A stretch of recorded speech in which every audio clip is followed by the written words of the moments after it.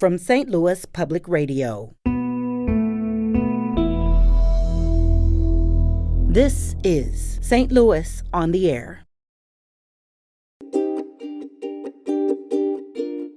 Things that happen along the way that are not really pleasant for the two sisters. They compete with each other, but it's realistic. And is it a happy ending? Maybe, maybe not. You have to read to find out. No spoilers on this show. But I like something where maybe there's one or two viewpoints, maybe three viewpoints, but I know what's going on if I get interrupted. I'm Sarah Fensky.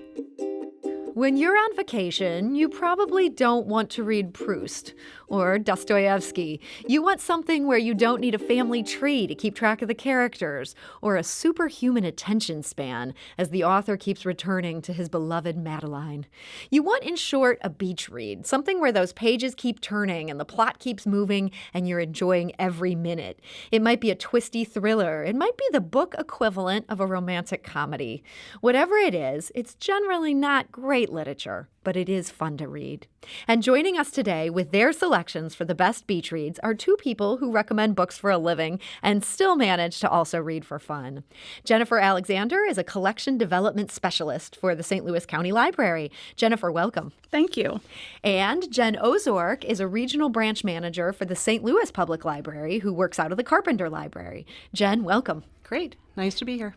So, Jen, I want to start with you. What makes a book a great beach read for you?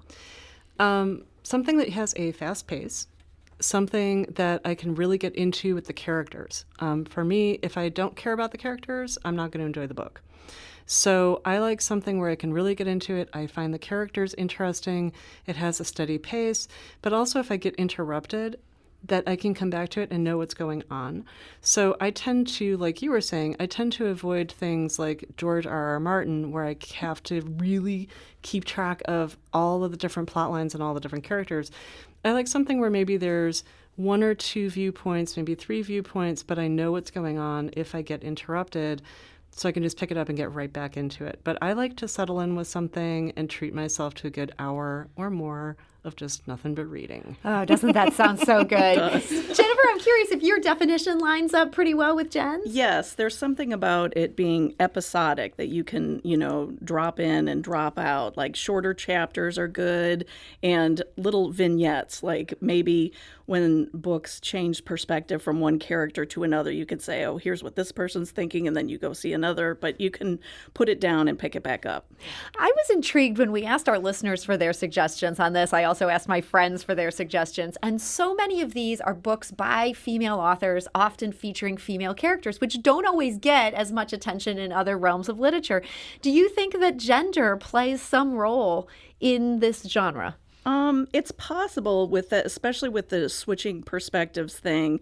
A lot of, family dramas are like that. You hear what each person in the family is thinking, and it's often different, the perspective. So it might be, yeah. Yeah, maybe there is some, it doesn't mean necessarily that that's the case. It seems like some, quote unquote, I hate this term, chick lit, follows under the idea of beach read, but not all.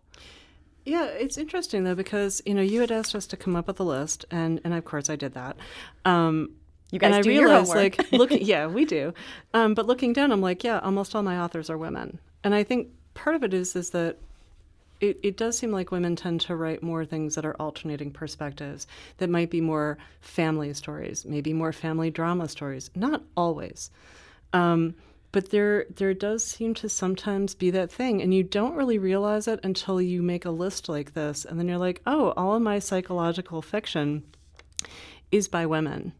It is now, interesting. It's just one of those things, but I was looking at stories, I tend, female characters. You don't notice it, though, until you really start looking at stuff, and then you see your own personal reading trends, and you're like, oh, I never noticed that. And you're like, it's not usually deliberate. Mm-hmm. Right. And Jen mentioned the lists that we asked both Jen and Jennifer to make. I do want to mention those are on our website right now. So if you're curious, if you just want to cut right to the chase and get the recommendations from these two expert readers, those are on stlpr.org. We've also got those up on our social media if you want to take a look. And those will be the complete list. But we do want to talk about some highlights today. We're also interested to hear from listeners if they have a beach read that they've particularly liked, perhaps your greatest beach read of all time. If you've got one you want to share, our phone lines are open. You can give us a call at 314-382-8255. That's 382-TALK. You can also send us a tweet at STL on air. Jennifer, one other thing I wanted to mention when it comes to defining this genre and thinking about what fits and doesn't fit. One of the books you picked was called The Most Fun We Ever Had. This is by Claire Lombardo. You mentioned here very upfront, this is 500 pages. Can a big thought I should be fat clear book, about that. yeah, you're going to get that out of the way. This is only for somebody who really wants to read a thick book. Can a beach read be a big fat book like that? I think so. I think when I'm thinking about vacation reading, if you hit gold and you find a book you really like, you want it to last a while. You're almost sad when you're on that final chapter. Have you ever been reading a book and you think you're getting towards the end and you start slowing down a bit because it's so good you don't want to leave it? So I think a family saga that goes on for a while, that covers a long period of time, actually is a great thing for beach reads. And Jen, I see you nodding at that. Oh, definitely. I mean, I love how you just said, oh, do you ever find yourself kind of slowing down because you don't want it to end? Yes. And I think, if you're going somewhere or staying at home, having kind of alternating books, maybe you settle in for something that's really big and then you're like, it's not keeping my attention. You switch to something shorter. But definitely engrossing story is engrossing story. The best story makes you want more after you finished it, or it leaves you wondering things. But I thought, man, you put that so perfectly. That's awesome. So, Jen, one of your picks is a book that I have read and I also loved, but it's almost the opposite of one of those big, thick books. I love Megan Abbott because her fiction just flies. If I get a Megan Abbott book, I have to cancel my plans for the weekend because I can't put it down, right? Oh, yeah. You're recommending You Will Know Me. And I think about some Megan Abbott books. Do you think beach reads can have some of those unsettling endings that she's so good at? It's not a happy ending often in her work. Oh, totally. I read a lot of psychological suspense, psychological thrillers, and I like them for that quality. I don't always want a happy ending because it's not always realistic to me. And yeah, it's nice when things get wrapped up, but I like it when maybe there's some unsettling elements because it allows, at least me as a reader, to really get sucked into the story. The thing to make sure of is if you like that and that's your jam, is to make sure that you maybe mention to somebody else around you that's you're really going to get into this. Because if you're getting into a Megan Abbott book, A, you don't want to be interrupted. B, you do not want somebody trying to talk to you while you're reading, because that doesn't work, because you're like doing this to the side. But you also don't want somebody sneaking up on you. This is true. You don't know how you might react. Right, because you might be like so into it that if somebody comes up behind you to tap you on the shoulder and offer you some iced tea or something, you're going to jump. So, usually, like if I'm really settling into a good book, I'll tell my husband, like, okay, I'm really getting into this. So if it's important, let me know. But otherwise, just do your own thing. That's a really good disclosure. I have to say, as the mom of younger kids, that doesn't always work with certain age levels. Like, leave me alone. Maybe it'll buy you 10 minutes. Right. Yeah. So that would not be good to read like during the family reunion. No. Yeah. No. This is the kind of like, oh, I have time to myself, and I can just get a nice cold drink, and I can just have some uninterrupted reading time. But that's the whole thing. It's uninterrupted reading time. That's the luxury. No matter where you are, no matter what kind of book.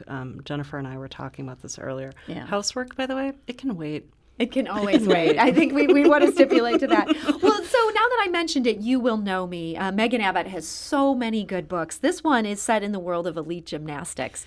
What about this made it the one of all the Megan Abbott books that you picked for this list? I think part of it is because there are a lot of things that everybody thinks they know about gymnastics. We see people, like right now, happening in St. Louis, and we all They're here for the trials. Know certain people, but do we really know what it takes to be that level of competitive? And also, I think that sometimes women and girls can be underestimated as far as how ruthless they can be, how competitive they can be. And I like that Megan Abbott doesn't shy away from that. She's very much like, there is ruthless competition, and this is what it's like, and maybe you don't know, and I'm going to show you. And it can be off-putting, but so fascinating at the same time. So, I would agree with that. And that book, I still think about that anytime I see gymnastics on YouTube or on TV, because Right. what you learn about what these bodies go through, it kind of put me off gymnastics a little bit. Yeah, and I think, if you're familiar with ballet, it's very similar. The world of dance can be also, kind of ruthlessly competitive, even as people really enjoy what they do. But again, I like that Megan Abbott is kind of like, no, not everybody's sweet, and not all girls are nice. And some girls are just really dangerously unkind. Dangerously And unkind. That's a I good think- description I for a think Megan that Abbott that's villain. Definitely. But that's the fascination. But of course, because there's this realistic element of gymnastics, then the next time that you're watching the Olympics, you're like, Adds a layer. So that book is You Will Know Me by Megan Abbott. It's a beach read recommended by Jen Ohzourk, a regional branch manager for the St. Louis Public Library. We're also joined today by Jennifer Alexander. She's a collection development specialist for the St. Louis County Library. We put this question to our listeners on Facebook and Twitter. We got a lot of great suggestions. Nicole writes on Facebook, picking a favorite is too hard, but I read Daisy Jones and the Six by Taylor Jenkins Reid last month. It would be a great beach read. I like anything by Jasmine Guillory for a good rom-com type book. Beach Read by Emily Henry should be added to your list based on the title alone, although I should add that I did actually enjoy it. We also heard from Sushant, who writes Such a Fun Age by Kylie Reed. So good. that was and great. Definitely a page turner. Jennifer, you'd second that Oh, recommendation? yeah, that was good. And that's a good one for discussion where you put the book down and say, you aren't going to believe this. Listen to this. So that's one of those beach reads that also works as a book club Yes. book. Yes. If you're listening to our discussion today, we do want to invite you to join us. Our phone lines are open. Let's hear about a beach read you've loved lately. Call us at 314-382-8255. That's 382-TALK. We also heard from Lauren. She writes, Best beach reads I've read in the last 6 months, The Idea of You by Robin Lee, 28 Summers by Elin Hildebrand, and Party of Two by Jasmine Guillory. Seems like there's a lot of love for Jasmine Guillory. I hope I'm not mispronouncing her name. Jennifer, that's right. are you a fan of hers? Yeah, I don't read a whole lot of romance, but I read one of hers and I loved it. And I was like, oh, I don't like these books. Apparently I do. And then everyone I talk to about it is like, oh, she's the best. So yeah. Interesting. Yeah. Well, we mentioned this book, Beach Read by Emily Henry. I think about the classic beach read sometimes even involves a beach or it involves a beach house. And Jennifer, that's one of your picks on this list, a book I loved so much, Maine. Oh, yeah. Tell us about Maine by J. Courtney Sullivan. Yeah, so this is an older pick. It's 2011, and I really love this book because it's actually set on the beach. It has to do with a beach house that was it has been in a family for 60 years. It was one in a bet, and 3 generations of women come to the beach house to have vacation, and of course they're all keeping secrets from one another, and there's, conflict in the family. And J. Courtney Sullivan just has a great way of showing us how people have different foibles and flaws, but she's not unkind to her characters. Mm-hmm. And so you see these things, but she's not being harsh or judgmental. It's a great book. She's such a good writer, and I will say, I got to brag here, she was on this show last year, and she is just as lovely to deal with behind the scenes as you would imagine based on her writing. Awesome. She's just a great person. I got to recommend all her books. I love me some J. Courtney Sullivan. Jen, let's get into your list. You have a couple of picks on here that have to do with baking. One of them is Rosaline Palmer Takes the Cake. This is by Alexis J. Hall.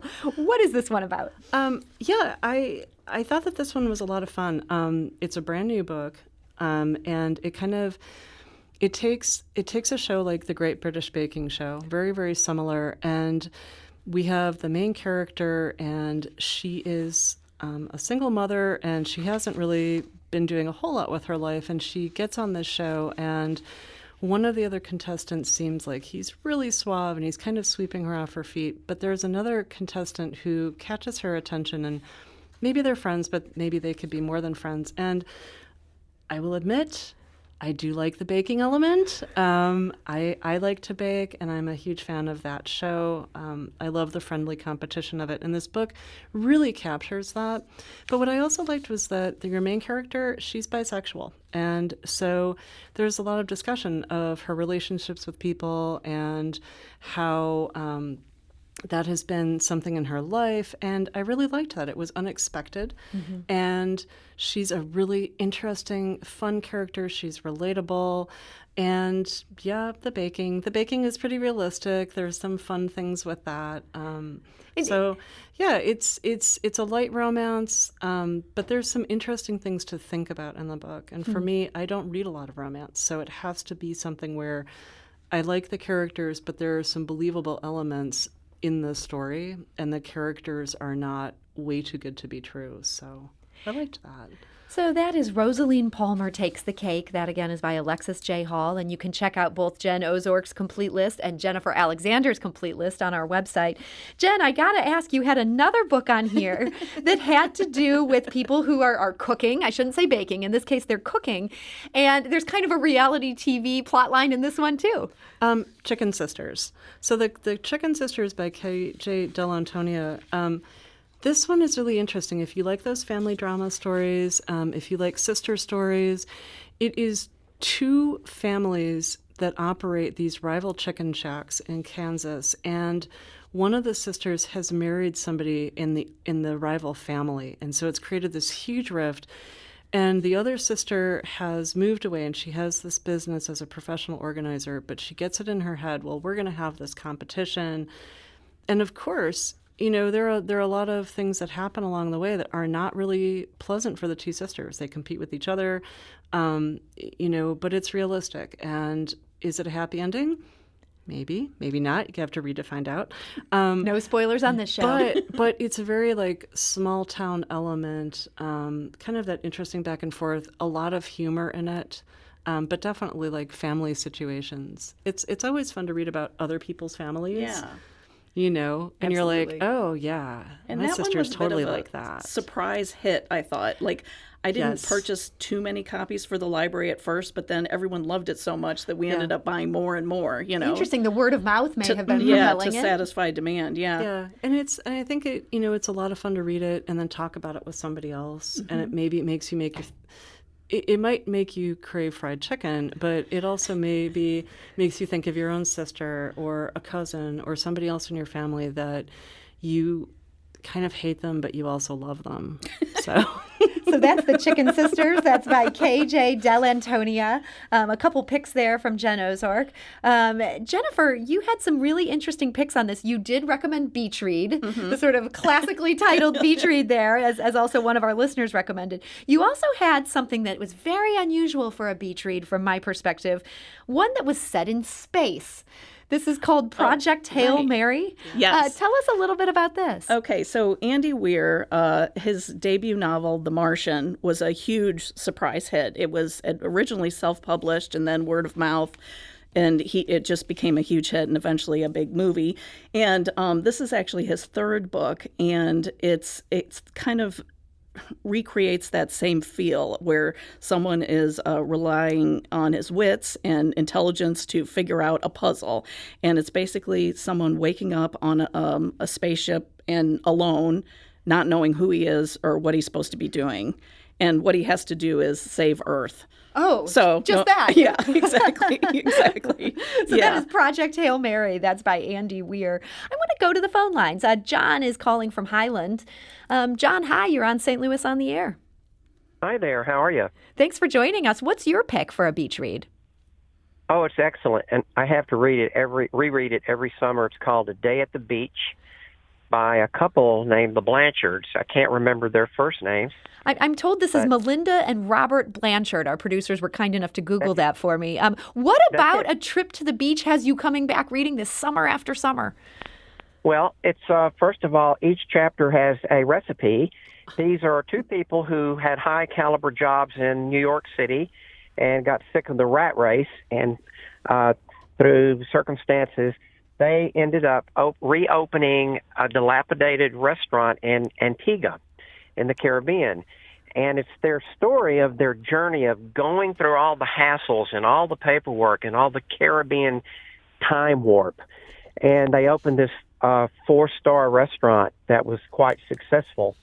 And John, I'm sorry, is this fiction or is this a true story? This is true, yeah. Oh, Oh, wow. Well, that's a great recommendation. And hey, the fact that John keeps reading it over and over, that's very strong there. That's A Trip to the Beach by Melinda and Robert Blanchard. Thank you for recommending that, John. We also heard from a number of listeners on social media who they've expanded the definition of beach read to get into nonfiction, which to me was somewhat eye-opening. I think of a beach read as a fictional book, but Allison said that when she's on the beach, she likes to read comedic biographies that make me laugh out loud at the pool so that people stare. She recommends recent books by Tina Fey, Amy Poehler, Jenny Lawson, Luvi Ajayi, Phoebe Robinson, Jim Gaffigan. Valerie adds, I loved Martin Short's and the one Steve Martin did about becoming a stand-up. Amy says, I'm currently reading Brat, an 80s story. This is by the author Andrew McCarthy. Yeah. She says it's very fun if you're a child of the 80s and loved all those movies. Jen, do you feel like nonfiction can count if it's the right sort of light nonfiction? Oh, no, I'll even get into heavy nonfiction. On the beach? Sure, on the beach. Because really, to me, beach equals some uninterrupted leisure time. And so if there's a nonfiction book that I really want to read, like I go to Eric Larson's books all the time. I have read and reread so many of those. I don't think that I would say, Midnight in Chernobyl is a good beach read because it's so incredibly unsettling. But if you're reading a biography, totally. Jenny Lawson, I will say, her books make me laugh so hard. I cannot read them in bed before I go to sleep because you'll get too awake. I get too worked up. But also, I can't listen to her audiobooks in the car because I laugh so hard that people, like, if I'm stuck in traffic, people start looking over at me. So Jenny Lawson is like the perfect on a beach because especially, I love how the listener or whoever submitted it was like, so that people look over at me. I'm like, they will. Right. They will do that. That's a great beach read right there. There's something else I wanted to mention. This came in from one of our listeners. This is Ted Iber, who's involved with St. Louis University and what they do over there with their St. Louis Literary Award. He mentions that Zadie Smith's 2020 book, Grand Union, it's a collection of fiction and creative nonfiction stories. He says it makes a great beach read. He says Grand Union is also the St. Louis University campus read book this year and notes that all Zadie Smith book talks are open to the campus and the general public. So if you want to get a jump on getting to meet this acclaimed author, she's so wonderful. He notes we celebrate an in-person visit from Ms. Smith this November 4th and 5th. That's for the 2021 St. Louis Literary Award. So that is Grand Union by Zadie Smith. Highly recommended right there. And unfortunately, we are out of time here today. That time just flew. This is what happens when we have two great guests talking about books they love. But we do want to refer people that these lists, complete lists, we only covered about a third of them today on the air, but Jennifer Alexander and Jen Ohzourk both put together some really nice lists of beach reads. You can find those on our website, stlpr.org. You may want to print that out, take that to the library, and get some reads for your vacation. Jennifer Alexander, Collection Development Specialist for the St. Louis County Library. I want to thank you so much for joining us today. Oh, you're welcome. It was fun. And Jen Ohzourk, Regional Branch Manager for the St. Louis Public Library, works at the Carpenter Branch. Thank you so much for joining us. Oh, this is wonderful. St. Louis on the Air is a production of St. Louis Public Radio. Understanding starts here.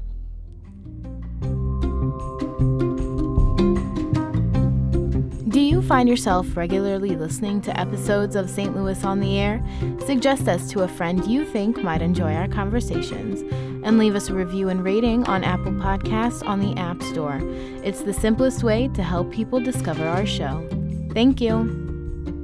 St. Louis Public Radio is a member-supported service of the University of Missouri, St. Louis.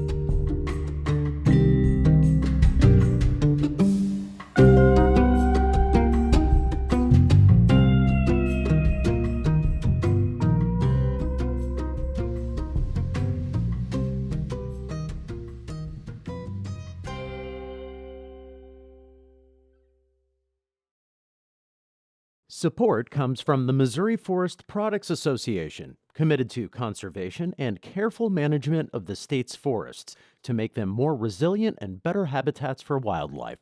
ChooseWood.com.